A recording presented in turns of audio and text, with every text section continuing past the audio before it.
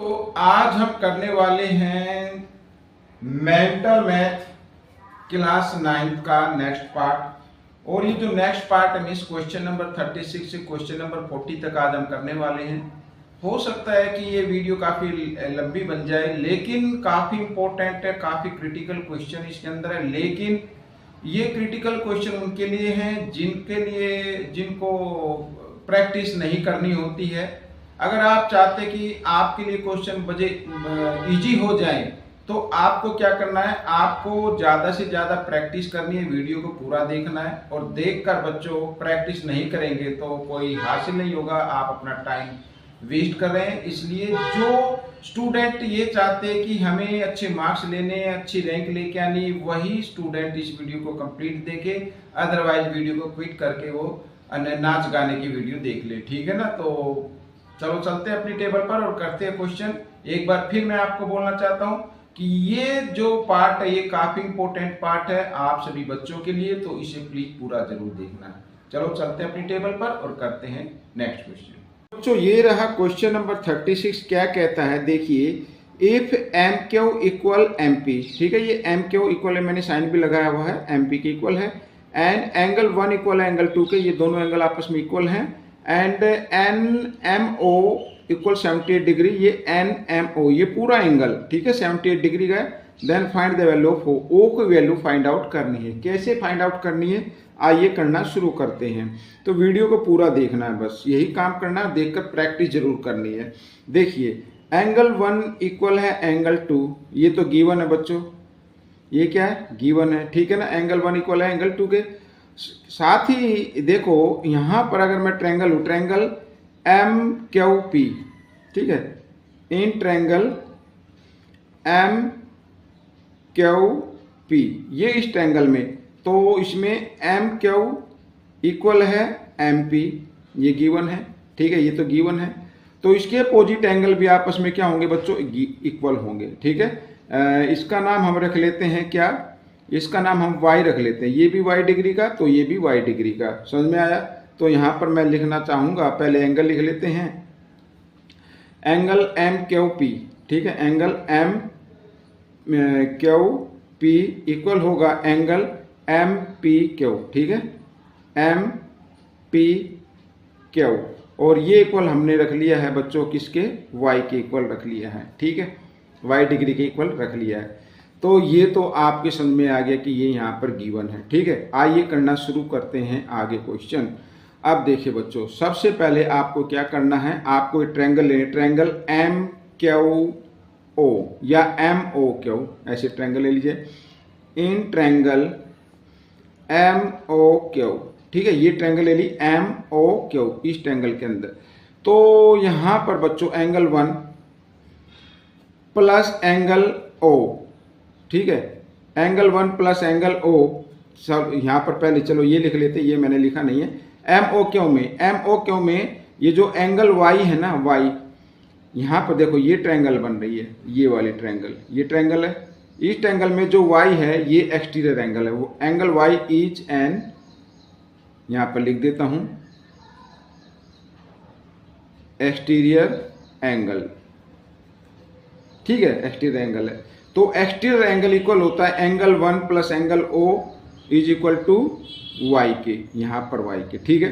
Exterior angle equal होगा अपने interior opposite angle के सम के इक्वल होगा, ठीक है। यहां पर मैं लिख देता हूं, चलो एक बार, in a triangle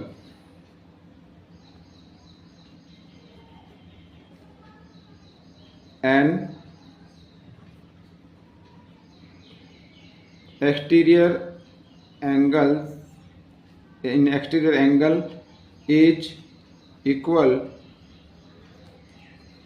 to the sum of, ऊपर ले लेते हैं, its interior opposite angle,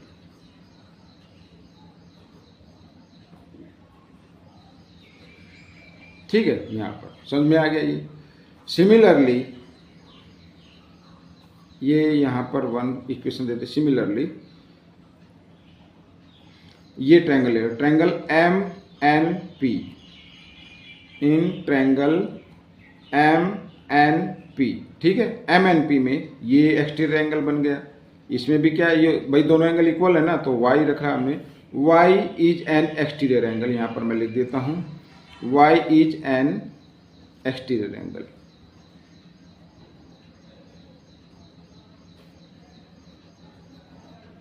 ठीक है, ये ट्रायंगल आप लेंगे, ये वाली ट्रायंगल, तो इस ट्रायंगल में ये जो है ये एक्सटीरियर एंगल है, ठीक है। और एक्सटीरियर एंगल इक्वल होता है अपने इंटीरियर अपोजिट एंगल के सम के इक्वल, यानी angle 2 plus angle N equal होगा एंगल वाई के, ठीक है। इस तरीके से समझ में आ गया, ये दोनों क्या होंगे, इक्वल होंगे। अब यहाँ पर ये इक्वेशन हो गई सेकंड। अब देखो फ्रॉम इक्वेशन 1 एंड 2 से भाई वाई किसके इक्वल आ रहा है, एंगल प्लस एंगल ओ के, और इसमें वाई किसके इक्वल आ रहा है, एंगल 2 प्लस एंगल एन के, ठीक है। यहाँ पर लिख देना है आपको फ्रॉम 1 एंड 2, तो एंगल 1 इक्वल है एंगल ओ, सॉरी ये प्लस का साइन है, और इक्वल है एंगल 2 प्लस एंगल एन, इस तरीके से। अब आप देखो यहाँ पर, अब आप जो मैंने आपको बताया था एंगल 1 किसके इक्वल है, एंगल 2 के इक्वल है, एंगल 1 किसके इक्वल आ रहा है, एंगल 2 के, तो एंगल 1 एंगल 2 की जगह एंगल 1 लिखा जा सकता है, और करके एंगल 1 प्लस एंगल, यहाँ पर क्या नाम दे, ओ है ना, ये ओ है बच्चों, ठीक है, ओ, और equal angle 1 plus angle N, ठीक है। इस तरीके से लिख सकते हैं। एक बार और लिख देता हूँ, एंगल 1 इक्वल एंगल 2, ये गिवन है, तो इधर भी एंगल 1 है, इधर भी एंगल 1 है, और दोनों क्या है, इक्वल है, तो इक्वल को हम काट देते हैं। तो अब यहाँ पर क्या आ गया, एंगल ओ इक्वल आ गया एंगल एन के, ठीक है, ये दोनों इक्वल आ गए। अब इनको लेट कर लेते हैं, let angle O equal angle N और इक्वल एंगल एक्स, ठीक है। इसको x के इक्वल आप रख लीजिए। अब देखो इन ट्रायंगल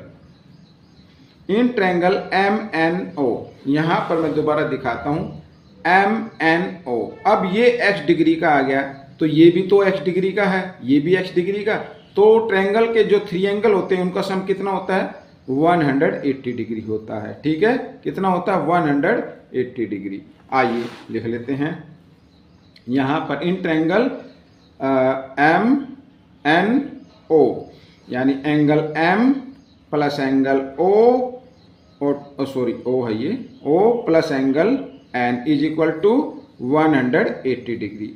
एम यहां पर एम, भाई एम रखो, ये एम एन एम ओ या एंगल एम, दोनों चीज इक्वल हैं, तो 78 डिग्री का है, तो इसकी जगह क्या लिखेंगे, 78 डिग्री। मैं यहां पर लिख देता हूं एंगल एम इक्वल होगा एंगल एन एम ओ के, ठीक है। ये जो बीच में है ना, यही एंगल माना जाएगा, तो इसकी जगह 78 लिख दिया। ओ और एन हमने लिया है x डिग्री का, तो इसकी जगह x लिख सकते हैं, ठीक है, 180 डिग्री। तो 1x और 1x हो गया 2x इक्वल 180 डिग्री। 78 इधर प्लस में है, लेफ्ट साइड में, राइट साइड में ले आओ, माइनस का हो जाएगा, ठीक है। x इक्वल यहाँ पर माइनस किया तो आ गया 102, 2 इधर मल्टीप्लाई की फॉर्म में राइट साइड में ले आएंगे, डिवाइड की फॉर्म में आ जाएगा, 2 से डिवाइड कर देंगे, 2 5 जा 10, 2 1 जा 2, तो x की वैल्यू क्या आ गई, 51 डिग्री आ गई। तो यानी एंगल O की वैल्यू क्या आ जाएगी, 51 डिग्री, ठीक है। साथ ही एंगल N की भी वैल्यू रहेगी 51 degree. This is the answer, ये आपका आंसर निकल गया। आइए करते हैं क्वेश्चन नंबर 37। ये रहा आपके सामने क्वेश्चन नंबर 37। क्या कहता है, देखो, find the area of the largest triangle that can be fitted into a rectangle of length I unit and width W unit. अब यानी ये रेक्टेंगल है, इसमें मैक्सिमम जो लार्जेस्ट ट्रायंगल है वो इसी तरीके का हो सकता है, ठीक है, जिसकी लेंथ क्या है L यूनिट और विड्थ क्या है W यूनिट, ठीक है। यहां पर अब ये जो W है ये एक तरीके से क्या हो गई, हाइट हो गई ट्रायंगल की, ठीक है। आइए करना शुरू करते हैं। एरिया ऑफ ट्रायंगल ACB, ठीक है, इस तरीके से ACB का एरिया तो क्या होता है 1/2 बेस तो आपके सामने है और इनटू हाइट, हाइट यानी ये वाली हाइट, ठीक है। यहाँ पर ये h लिख देता हूँ। तो 1/2 बेस है बच्चों l और हाइट है कितनी w, तो एरिया क्या हो गया LW/2, ठीक है। और इसको लिख देना स्क्वायर यूनिट, यहाँ पर सेंटीमीटर नहीं है तो स्क्वायर यूनिट आप लिख दीजिए। हो गया क्वेश्चन सोल्व। आइए करते हैं क्वेश्चन नंबर 38। क्या कहता है question number 38? In triangle ABC angle A equal 40 degree, B is 25% more than angle A। ये जो B की वैल्यू है ना A से कितनी है 25% मोर है। आइए एंगल B की वैल्यू निकाल लेते हैं। तो B की वैल्यू है जो एंगल A की वैल्यू है उससे 25 डिग्री मोर, यानी 25% पहले इसका निकाल लीजिए कितना होता है, और जितना भी आए उसको क्या कर देना है, उसको कर देना है 40 में ऐड कर देना है, ठीक है। आइए तो 10 से यहाँ पर, चलो कोई नहीं पहले इससे कर लेते हैं। 25 × 25, 25 4 जा 100 और 4 से यहाँ पर एक या 10, ठीक है। तो बच्चों एंगल B की वैल्यू क्या आ जाएगी 40 + 10 50 डिग्री आ गई। कितनी आ गई 50 डिग्री आ गई, ठीक है। अब एंगल C की भी वैल्यू निकाल लीजिए, एंगल C की वैल्यू निकाल लेते हैं। तो एंगल A, ठीक है, यहाँ पर मैं लिख देता हूँ in triangle ABC angle A plus angle B plus angle C is equal to 180 degree, ठीक है। एंगल A की वैल्यू है 40 डिग्री, B की वैल्यू आई है बच्चों 50 डिग्री और C की हमें निकालनी है। तो इस तरीके से आपको कर लेना, 50 + 40 होता है 90, तो angle C is equal to 180 degree. 90 left side में प्लस में, राइट साइड में इसको लेके आएंगे तो माइनस का हो जाएगा, ठीक है, इस तरीके से। तो एंगल C की वैल्यू आ जाएगी 90 डिग्री। अब कोई एंगल C की वैल्यू हमने निकाल ली, हालांकि ये 90 का नहीं लग रहा है, ये कुछ इस तरीके से एंगल बन जाएगा, ठीक है, ABC ऐसे, ये 90 का। अब इसमें पूछा है name the longest side of triangle ABC। Longest side, largest side, biggest side, तीनों का मतलब एक है। अब बच्चों जो लार्जर एंगल है, लार्जर एंगल के अपोजिट साइड क्या होती है, लार्जर होती है, मींस AB, ठीक है। यहां पर क्या होगी AB is the longest side, मैं यहां पर लिख देता हूं साइड, ठीक है। यहां पर आप लिखना चाहे तो लिख सकते हैं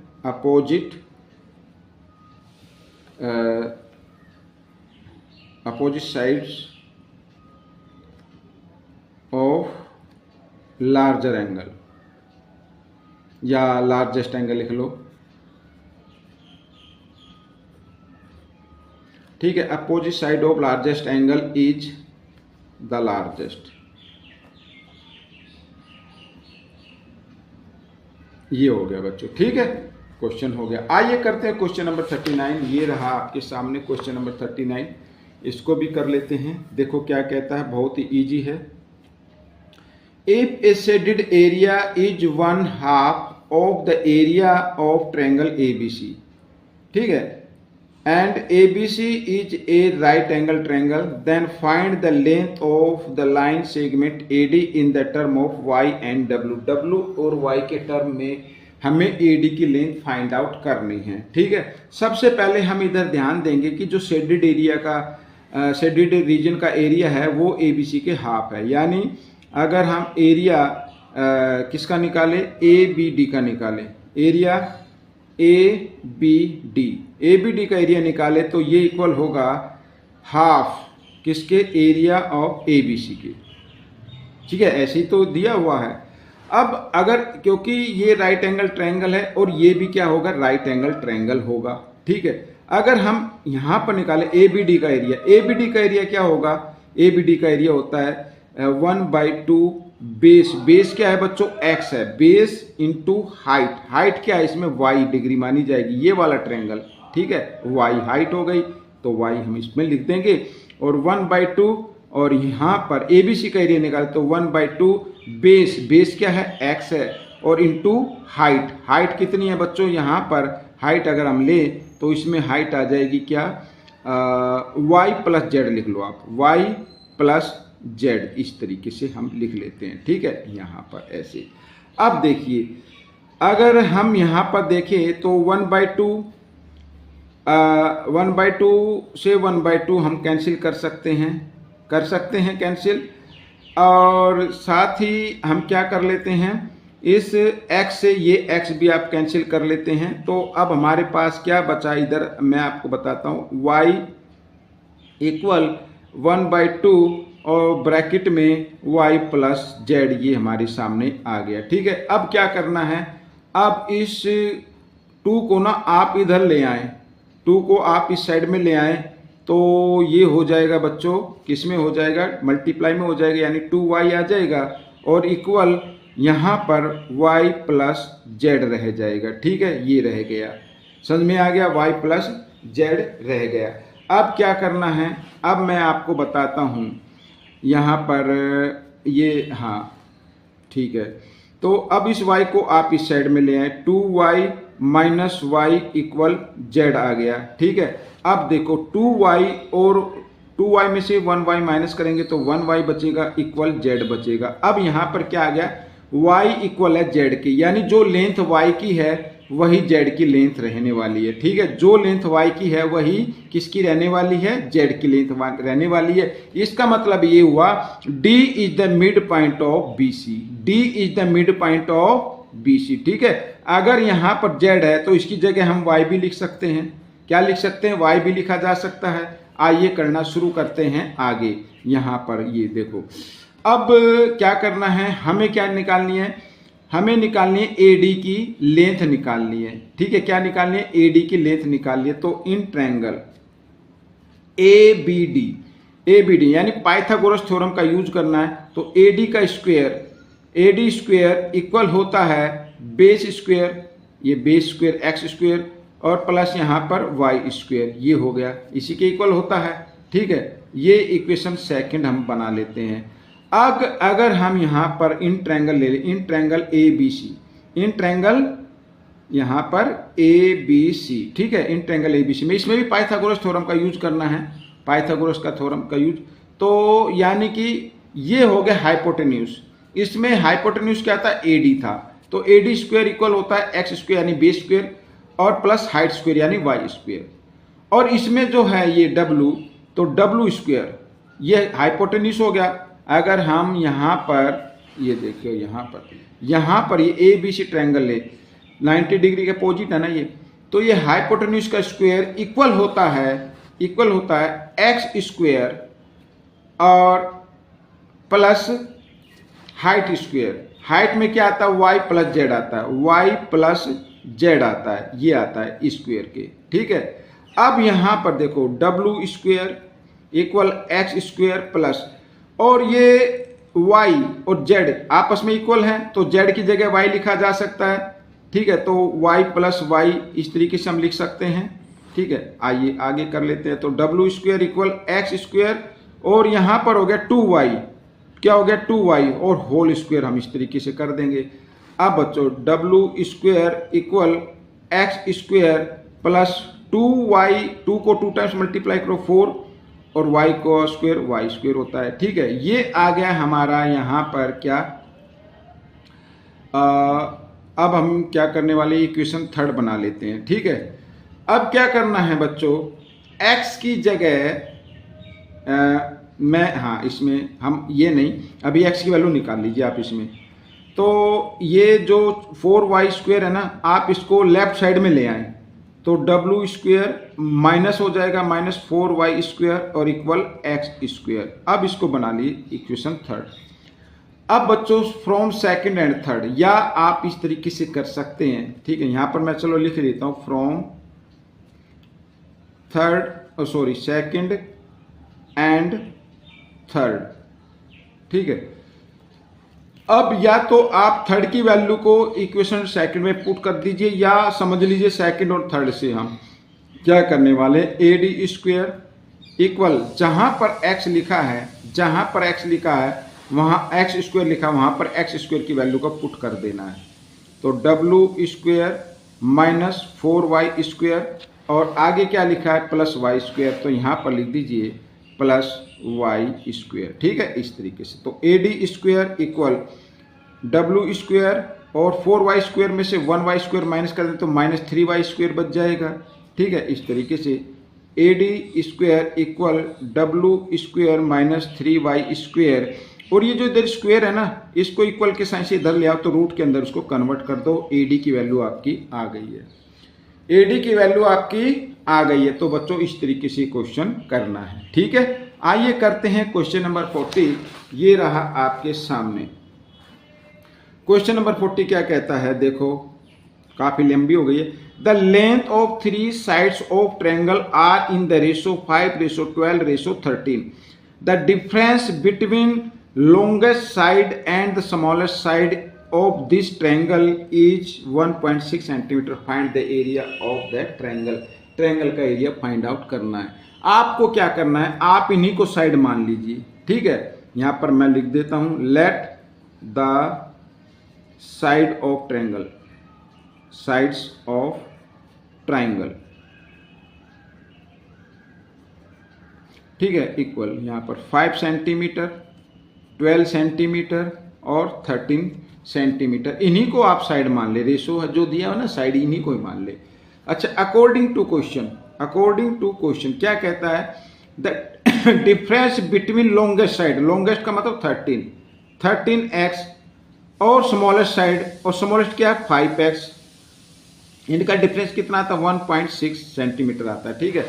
13x में से 5x माइनस करेंगे 8x आ जाएगा इक्वल टू 1.6, और x की वैल्यू निकाले तो 1.6/8, ठीक है।